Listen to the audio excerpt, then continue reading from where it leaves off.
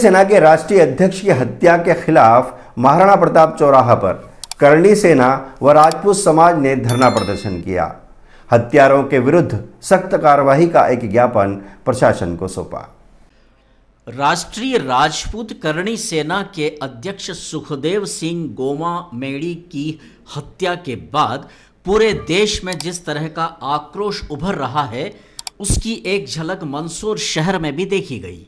महाराणा प्रताप चौराहा पर करणी सेना के तमाम कार्यकर्ता और राजपूत समाज के लोग बड़ी संख्या में यहां एकत्र हुए। सभी ने बैठकर राष्ट्रीय करणी सेना के अध्यक्ष सुखदेव सिंह गोगामेड़ी की नृशंस हत्या के खिलाफ धरना प्रदर्शन किया। आरोपियों के खिलाफ सख्त कार्यवाही की मांग का ज्ञापन दिया और पुरजोर तरीके से यहां इस घटनाक्रम का विरोध किया गया। इस मौके पर राष्ट्रीय करणी सेना के तमाम पदाधिकारीगण और कार्यकर्तागण तो बड़ी संख्या में उपस्थित थे ही, साथ ही राजपूत समाज के भी अनेकों महानुभाव यहां मौजूद थे, जिन्होंने इस धरना प्रदर्शन और ज्ञापन देने के आंदोलन में भाग लिया।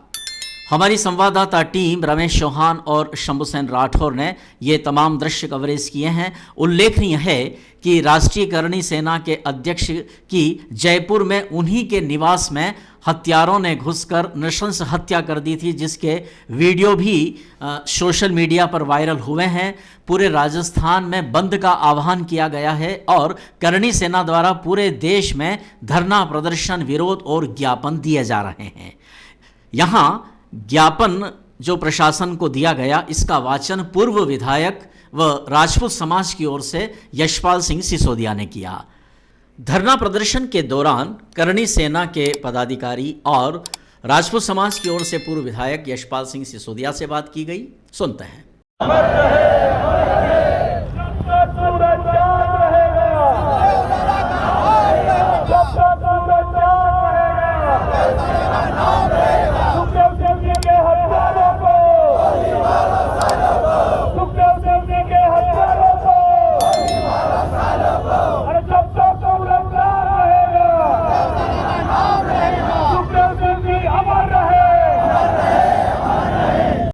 देखिए, उस व्यक्ति के प्रति सच्ची श्रद्धांजलि है जिनकी निर्मम हत्या कल राजस्थान की राजधानी जयपुर में कर दी गई है। बदमाशों ने अपना काम किया, लेकिन दुर्भाग्यपूर्ण घटना है। सुखदेव जी को मैं व्यक्तिगत रूप से जानता था। वे राष्ट्रीय राजपूत करणी सेना के हमारे योद्धा थे और मध्य प्रदेश की धरा से उनका बड़ा लगाव था।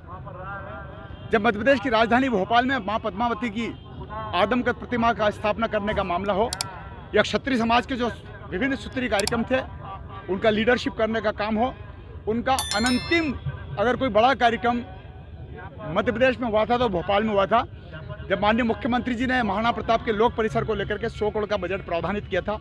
मैं भी उस कार्यक्रम में साक्षी बना था। सुखदेव जी ने उसका पूरे कार्यक्रम में गरिमा हमको प्रदान की थी। एक ऐसा व्यक्ति जिसने धारा 370 के बारे में मुखर होकर के अपनी आवाज़ उठाई, एक ऐसा व्यक्ति था जिसने EWS आर्थिक रूप से गरीब कल्याण को लेकर के 10% का जो आरक्षण है नौकरी में, उसकी उन्होंने बात की। वे समाज सुधारक थे। आज उनकी निर्मम हत्या को लेकर के मंदसौर में महाराणा प्रताप की आदमकद प्रतिमा के सामने यह प्रदर्शन किया जा रहा है। यहाँ बैठे हमने श्रद्धांजलि अर्पित करी है। हम राजस्थान की मौजूदा सरकार से भी मांग करेंगे और प्रशासनिक अधिकारियों से मांग करेंगे कि घटना के तह में जाना चाहिए। आखिर कौन तत्व थे और किस उन तत्वों से ने किसके इशारों पर यह काम किया? इंटेलिजेंस ब्यूरो राजस्थान का क्या काम कर रहा था? क्यों नहीं भाग पाया? हम इसकी मांग करेंगे। लगातार उनको धमकी मिल रही थी जान से सरकार द्वारा। मैं कोई राजनीतिकरण करने के लिए नहीं आया हूँ। गहलोत सरकार के समय में लगातार वो आग्रह कर रहे थे, निवेदन कर रहे थे, लिखित में उन्होंने दिया था कि मुझे सुरक्षा प्रदान किया जाए। तो गहलोत सरकार से क्यों चूक हुई है? आज भी गहलोत सरकार है। जब तक नई सरकार गठन नहीं होती, गहलोत सरकार की जवाबदारी थी, जवाबदारी है। आखिर सुरक्षा मांगने के बाद भी सुरक्षा क्यों नहीं दी गई है? चलते रास्ते आए, 4 गुंडे घुसे, बदमाश घुसे, शूट करके चले गए। और मैं तो प्रशासनिक अधिकारियों से मांग करूंगा राजस्थान की कि इंटेलिजेंस ब्यूरो क्या कर रहा था? जिस व्यक्ति ने सुरक्षा की मांग करी थी, जिससे उनको खतरा था, पूरे घटनाक्रम की तह तक जांच होना चाहिए। क्षत्रिय समाज ही नहीं, अपितु समाज के हर वर्ग के समाज के व्यक्ति के मन में एक भारी आक्रोश है, एक भारी विरोध है।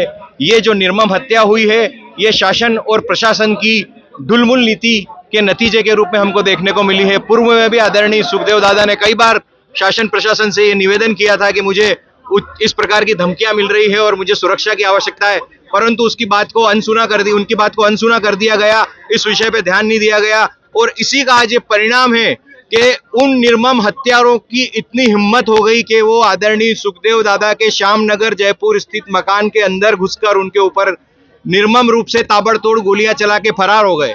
वर्तमान समय में पुलिस ने अपनी जानकारी के अनुसार बताया है कि 2 लोगों को उन्होंने गिरफ्तार किया है, लेकिन जब तक पुलिस के वरिष्ठ अधिकारी डीआईजी डीजीपी इसको लेकर एक प्रेस कॉन्फ्रेंस नहीं करेंगे और इसका पूरा खुलासा नहीं करेंगे, तब तक हमारा यह आंदोलन रुकेगा नहीं। और हम अगर इस बात की सुनवाई नहीं हुई तो इस बार पूरा भारत देखेगा कि करणी सेना क्या कर सकती है, राजपूत समाज क्या कर सकता है। निश्चित रूप से अगर उन्होंने जवाबदारी ली है तो विष्णु भी कोई भगवान नहीं है, वो चाहे कहीं पे भी हो, किसी भी रूप में हो या इसके कोई भी साथी कहीं पर भी हो। ये आप लोगों के माध्यम से मैं उनको भी खुली चुनौती देना चाहता हूं कि यदि इस प्रकार के इस घटनाक्रम आगे हुए और इस घटनाक्रम से आप फरार हो, यदि आपने अपनी मां का दूध पिया है तो यहाँ सामने आके खड़े होकर बताओ, हम आपको जवाब देंगे। राजनीतिक संरक्षण के बारे में मैं इस विषय पे कोई टिप्पणी नहीं करूंगा, टीका टिप्पणी करना मेरा काम नहीं है। मैं सिर्फ समाज के लोगों को साथ लेके समाज के व्यक्ति के रूप में आप लोगों के सामने उपस्थित हूं। राजनीतिक परिप्रेक्ष्य से मेरा कोई लेना देना नहीं है। प्रशासन की ओर से यहां सीएसपी सतनाम सिंह और तहसीलदार रमेश जमारे उपस्थित थे, उनसे भी बात की गई।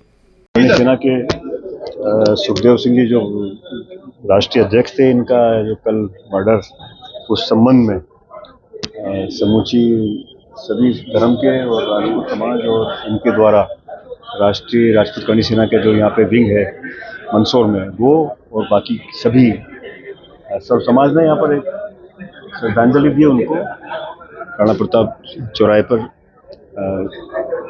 श्रद्धांजलि दी है और उन्होंने इनके खिलाफ सख्त से सख्त कार्रवाई करने के लिए उन्होंने मांग भी की है। राज्यपाल के नाम संबोधन है। जिला अध्यक्ष राष्ट्रीय करणी सेना मंदसौर के द्वारा जो राष्ट्रीय करणी सेना के राष्ट्रीय अध्यक्ष की निर्मम हत्या की गई है, इस संबंध में कार्रवाई किए जाने हेतु महामहिम राज्यपाल के नाम ज्ञापन प्रेषित किया गया है और निवेदन किया है कि इन पर तत्काल कार्रवाई